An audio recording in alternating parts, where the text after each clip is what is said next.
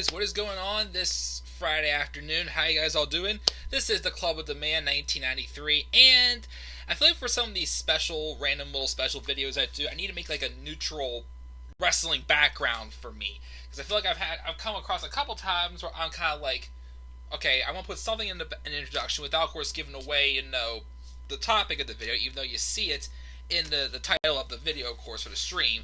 But I definitely need to do something to, do that. And I don't like doing have just this, plain background, because once again, it's not why I got OBS to begin with. Well, besides the fact that Google Hangouts was discontinued, but, this still is a great alternate for sure. OBS, because it's right up my alley for sure. Anyways, so I'm here to do a very, very brief topic video. The one was earlier this week. That was kind of bigger news because it kind of led to, well, one, obviously they signed to a multi-year deal, and then he also apparently broke some rules. Well, not break some rules, but he made 3 big no-nos, basically, which kind of led to his release.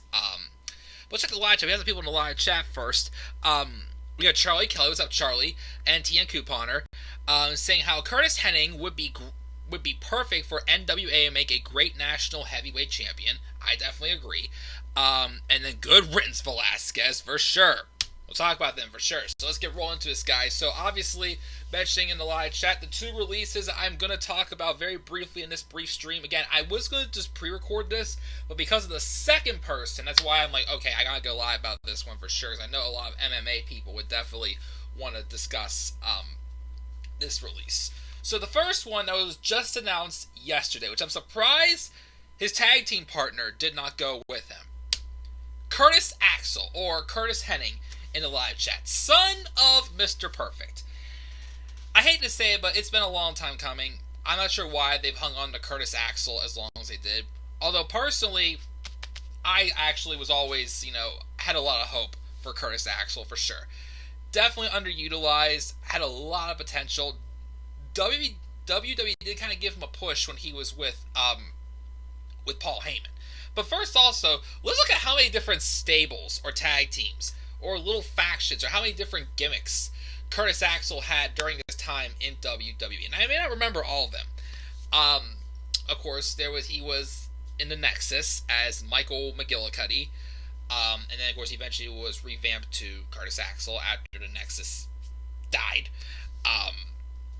And he was a Paul Heyman guy. He was, of course, with Ryback. He did have a match, I think, on Raw with Triple H when he was Intercontinental Champion in 2013. And it was during a time where Triple H was feuding with Brock Lesnar. I think it was leading to the steel cage match between Triple H and Brock Lesnar at Extreme Rules, I think. I think that's when it happened. Again, I wasn't watching full time yet at the time, but I think that's when it happened. He eventually dropped the Intercontinental title to Big E Langston. Well, just Big E.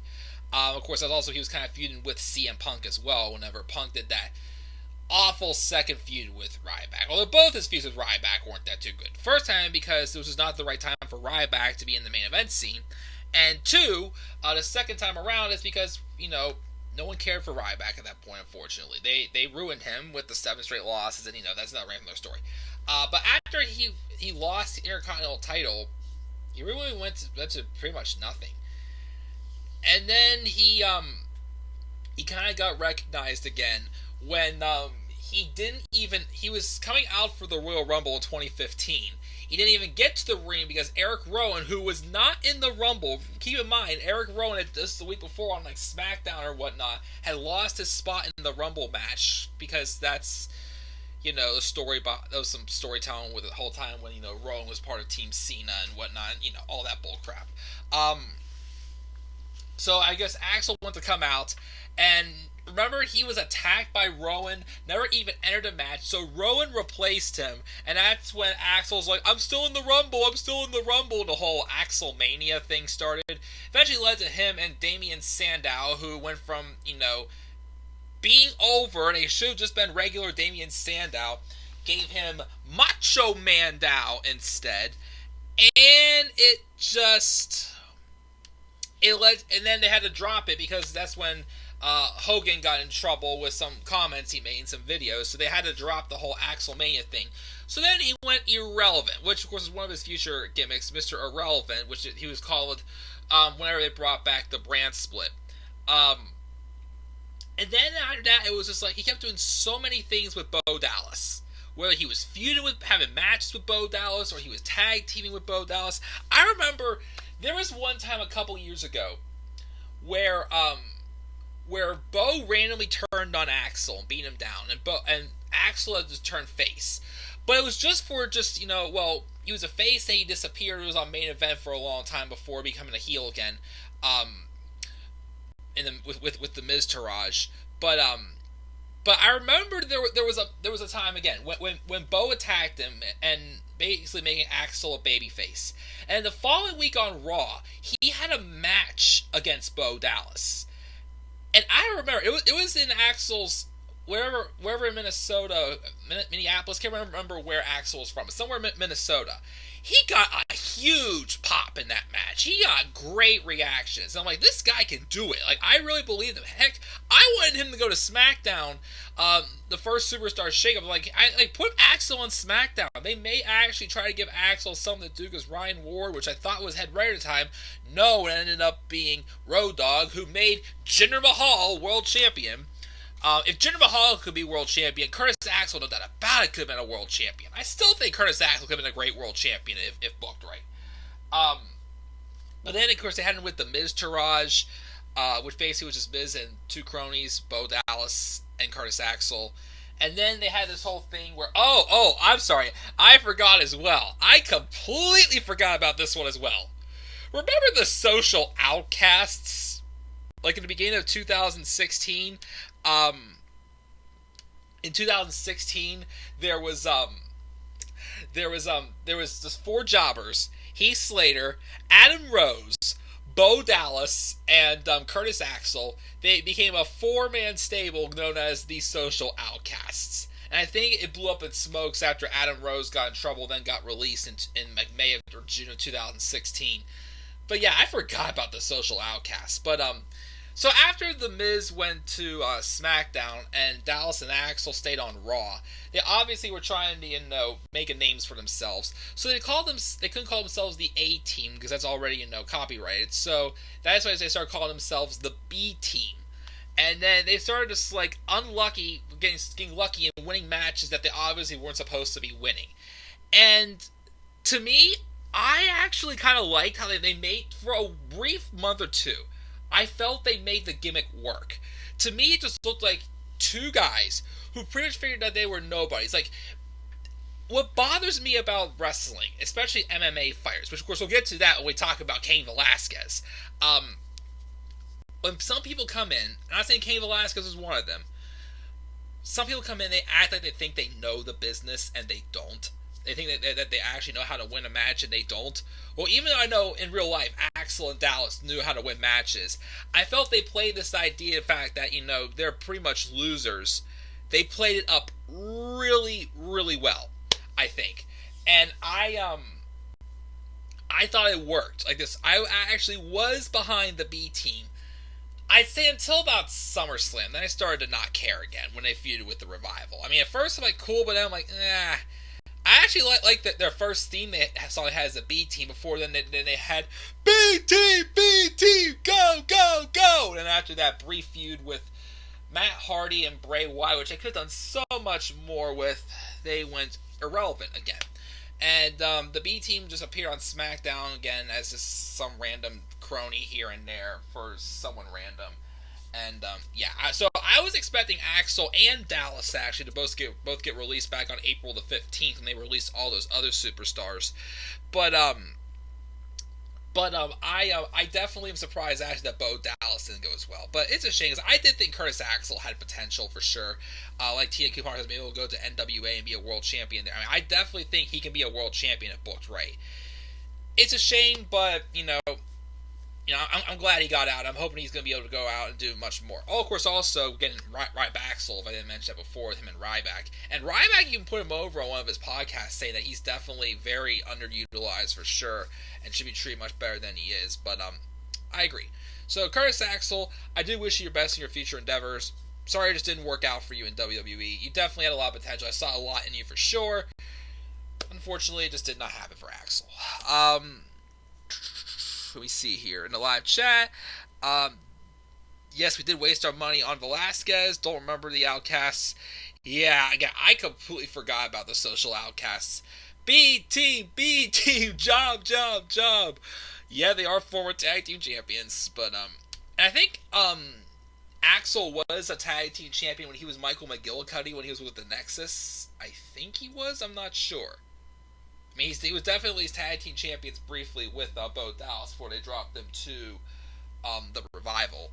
I believe it was, or was it no? I think they dropped them to. Did they drop them to the Revival, or did they drop them to McIntyre and Ziggler? It might have been McIntyre and Ziggler.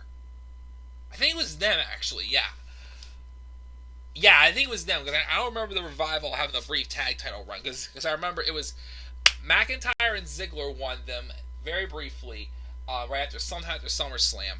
And then they eventually would drop them the night that Ambrose turned on Rollins. For what I can remember. But yeah, so let's move on now to the second release I want to talk, which also an honorable mention as well. Gerald Briscoe was also released as well backstage for WWE. There's another release I forgot to mention, but I don't know too much about him. But Gerald Briscoe was also released. But the other release from this week, big time one, I gotta say. Cain Velasquez, not Cain Velasquez, Cain Velasquez, because, oh my gosh, he was such a big deal coming into the company. Look, okay, I get it, there's definitely a lot of MMA fans out there, a lot of UFC fans. If you love Cain Velasquez, awesome. The problem I had with Cain Velasquez is, he's coming in at a time, and it's okay to here and there, feature like a celebrity, in here, whether it's, Floyd Mayweather or Ronda Rousey, who I thought did excellent, like some type of attraction. Cain Velasquez came in at a time where WWE was bringing in multiple people, like outside of sports entertainment, to bring in the money, basically, to be be the draws, be the reasons to watch the show. Which I think is not right. Because once again, there are these people who've been in the company for how long, who put their bodies on the line much more than just these MMA superstars and whatnot. And yet they get passed on for all the opportunities to work hard. Yet Cain Velasquez walks in and, oh my gosh, he's such a big threat to Brock Lesnar. He scares Brock Lesnar, a big thorn in his side. And he gets a WWE Championship shot. Huh? Who cares? So then, and of course, if it's how much money they probably paid to begin with. So then, they have the match at Crown Jewel, that Crown Jewel big match between Brock Lesnar and Cain Velasquez. Oh my gosh, Brock Lesnar terrified Cain Velasquez. And I did not want to see the match, but unfortunately I saw it because they showed it on the SmackDown that where NXT took over SmackDown, which that was still, in my opinion, the best episode of SmackDown since Fox happened, and since they moved over to Fox, which is a shame, especially also since they showed this match. But it was a good way to fill time because it only lasted 2 minutes, and it barely was even a match. It was just a brief, 1-point sparring match, it looked like. And why? Because Cain Velasquez made one of his couple no-nos. He didn't tell them about a knee injury. That was literally hampered him. Because besides the match at Crown Jewel, I think the only match he wrestled was some 6-man tag match in Mexico, in November, where the OC took on the team of Rey Mysterio, Velasquez, and Humberto Carrillo. Or I'm sorry, I haven't said this in a while, as AJ Styles said his name. Humberto! As he would say. And then he just dropped dead off the planet. Well, he also made 2 other no-nos. Cain Velasquez obviously was, apparently, they heard that he was, training very well, I heard. But, of course, his knee injury was what hampered him. And even though a few times he did appear on live television, I never really was that impressed. I never really thought he was that big of a threat to Brock. Realistically. I'm sorry, I did not. But also, the other two no's he did was he did leak on the internet, and he mentioned himself, oh, I'm going to be in the Royal Rumble match, where it's like, no, Cain, you can't tell people that. And then also, he posted a photo of him and Ronda Rousey at the Performance Center. And once again, you're not supposed to let people know if like, big names like that are at the Performance Center. I mean, I'm sorry, at WWE headquarters, obviously. Probably discussing some future plans or whatnot, or some other things going on. So obviously he's going to get people buzzing.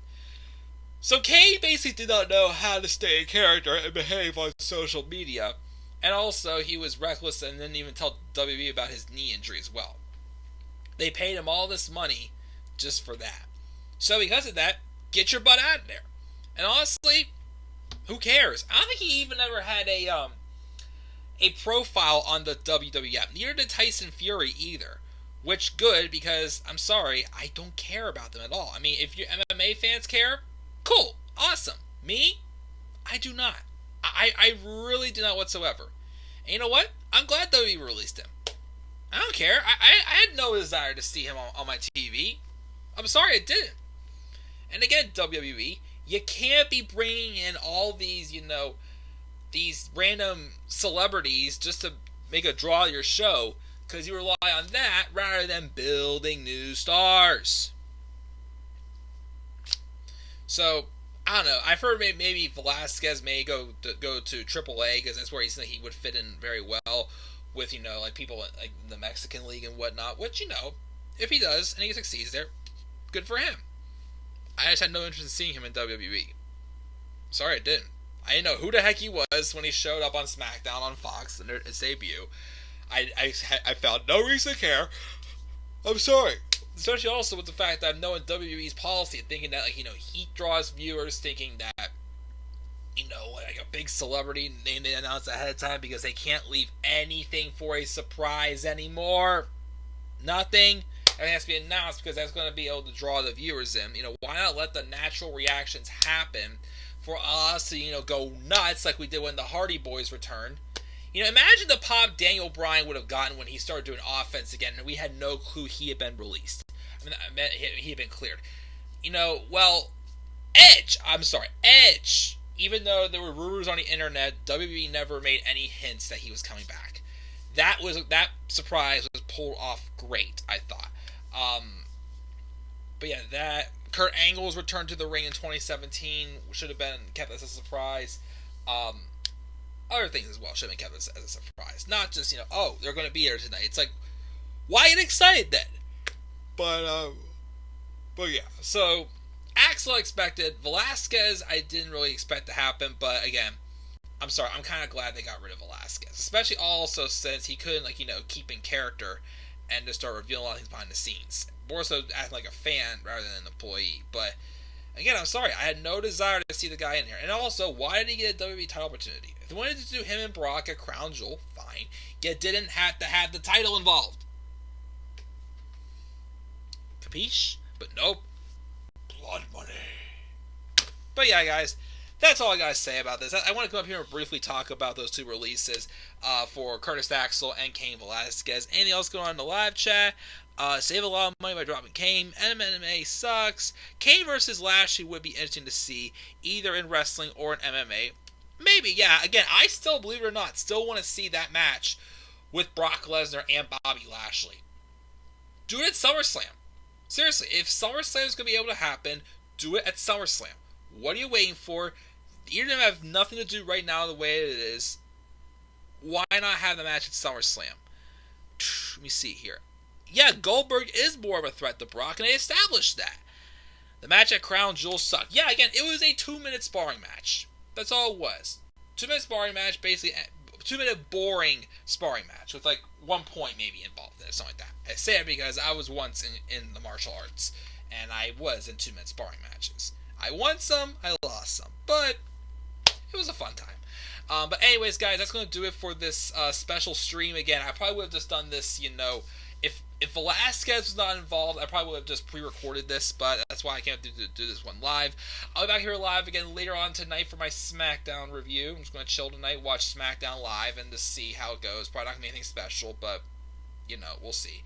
But, that's going to do it, guys. I'm going to try to get another Harry Potter Let's Play, well, part 5 of my Let's Play up for Goblet of Fire. I'm getting this much closer. I'm still working to try to get the last part of Deathly Hallows game downloaded, and if I do that, I'll have all eight games I'll be able to do for this channel, which is awesome as well, and I love it. And I'm still trying to do a top 10 stream again, guys. I'm sorry, it's just been nuts, and I'm still trying to get some stuff also taken care of for me behind the scenes with being stuck at home. Unfortunately, the governor came out to announce some states. We have like a red, yellow, and green plan. Unfortunately, my county was not announced for going to the yellow, but going to a yellow plan instead of getting out of the red. So unfortunately, nothing's changing for us anytime soon, sadly. But guys, what can we do? Just hang in there, guys. Love you all. What are your thoughts on these releases? What are your thoughts on Axel game release and Cain Velasquez as well? Oh, sorry, Cain Velasquez, as the way Heyman always said his name. Leave your thoughts down in the comment section below. You should always slap a like on the video. Subscribe or comment on my channel. Follow me on Twitter as well at DemandAir93. I'll see you guys later for my SmackDown review. Till then, guys, have a great rest of your day, and peace out, everybody.